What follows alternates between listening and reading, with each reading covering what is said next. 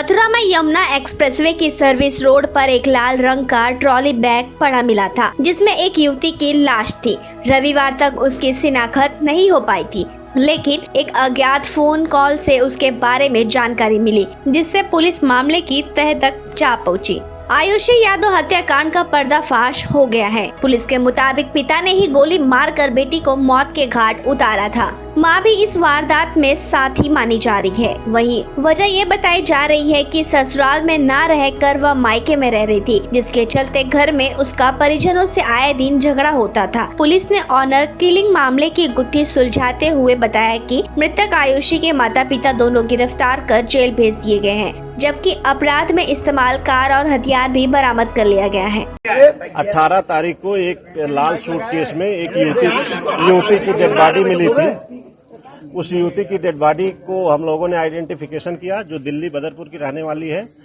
उसको उसके mother father द्वारा ही उसकी गोली मार के हत्या की गई थी और डेड बॉडी अपने ही घर में रखा रहा और सुबह 3 बजे वहां से अपनी ही गाड़ी फोर्ड की फिएस्टा है, जिससे वो लेके यहाँ आए थे और एक्सप्रेस वे पे डाल गए थे। इसकी पहचान हुई और फिर माँ बाप की गिरफ्तारी हुई है। दोनों जेल भेजे जा रहे हैं। हत्या की वजह ये निकल के आई कि लड़की ने पूर्व में एक लड़के से आर्य समाज मंदिर में शादी कर ली है, जिसका एक प्रमाण पत्र भी मिला है। उस शादी से परिवार माँ बाप नाराज थे और इससे लड़की और परिवार वालों में मनमुटाव चल रहा था। शादी कब हुई थी? कितना समय हुआ? शादी के करीब 1 साल हो रहे हैं। क्या हत्या में माँ बाप दोनों संलिप्त थे? जी, हमारे पास सीसीटीवी फुटेज है, जिसमें माँ बाप गाड़ी में साथ दिखाई पड़ रहे हैं। वहीं मथुरा के पुलिस अधीक्षक ने बताया कि आयुषी बालिग थी और उसके घर वालों की इजाजत के बगैर छत्रपाल नाम के प्रेमी से शादी कर ली थी। यह शादी आर्य समाज मंदिर में हुई थी और उसका परिवार इस वजह से नाखुश था।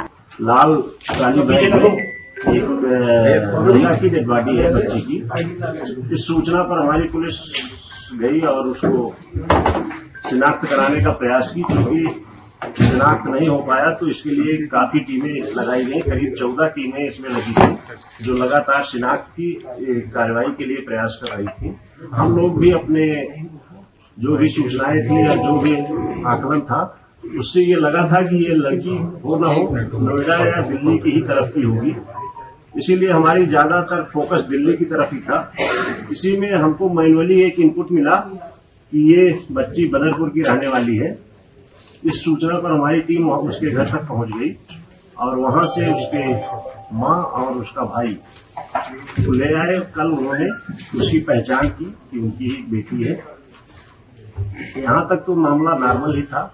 पहचान होने के बाद जब हम लोग इसमें परिवार के माँ बाप भाई से बातचीत की गई और जब गहनता से पूछताछ की गई तो इधर आजा गौरव,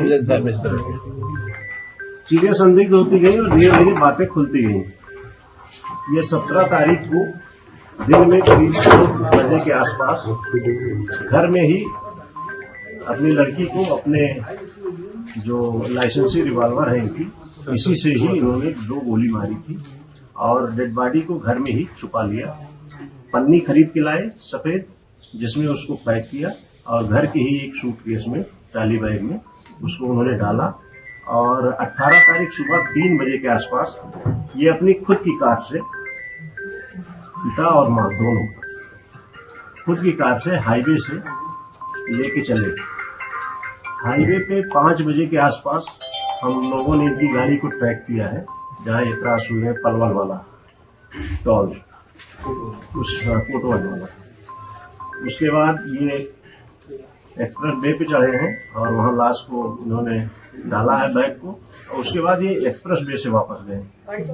मार्ट टोल प्लाजा पे ये करीब 7 बजे के आसपास कैप्चर हुए हैं। वहाँ पे माँ और बाप दोनों आगे की सीट पे, विजुअल है उसका दिखाई पड़ रहे हैं। इनके पास एक फोर्ड की क्रेटा फिएस्टा गाड़ी थी, जो गाड़ी रिकवर हुई है। जिस वेपन का यूज हुआ था वो वेपन रिकवर हुआ है। उसके साथ खोखे कारतूस मिले हैं। लाइसेंसी वेपन है, देवरिया से बना हुआ है। और लड़की का मोबाइल, मृतका का मोबाइल भी रिकवर हुआ है। इस तरह से इनको गिरफ्तार किया गया है माँ और बाप दोनों को जेल भेजा जाता। हत्या की वजह ये थी कि ये लड़की बिना माँ बाप की रजामंदी के एक छत्रपाल नाम के लड़के से शादी कर ली थी आर्य समाज मंदिर में, जिससे माँ बेटे और बाप में मनमुटाव रहता था और लड़की बिना बताए चली जाया करती थी। इसी को लेकर उस दिन भी विवाद हुआ। इसके अलावा वह अक्सर अपने माता पिता को बताए बिना घर से चली जाती थी। यही नहीं, उसकी शादी हो चुकी थी, लेकिन वह अपने माता पिता के साथ दिल्ली में ही रह रही थी।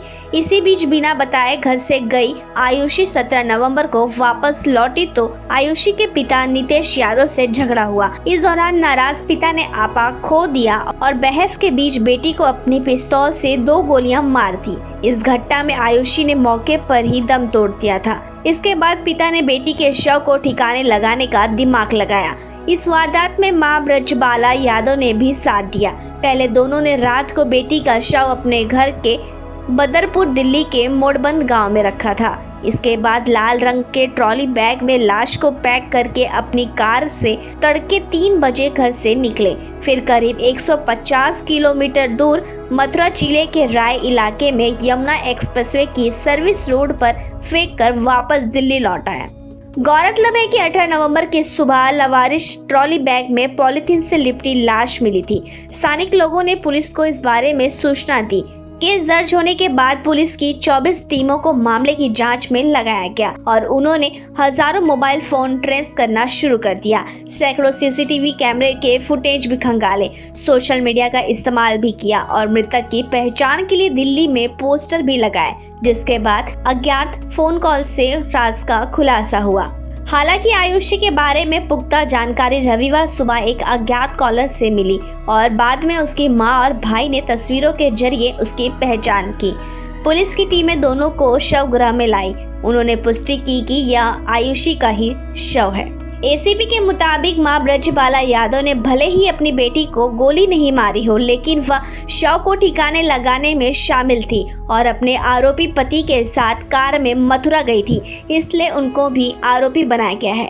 मृतक के पिता नितेश यादव और मां ब्रजबाला यादव को गिरफ्तार कर जेल भेज दिया गया है और उन पर आईपीसी की धारा 302 हत्या और 201 अपराध के साक्ष्य को गायब करने के तहत मामला दर्ज किया गया है।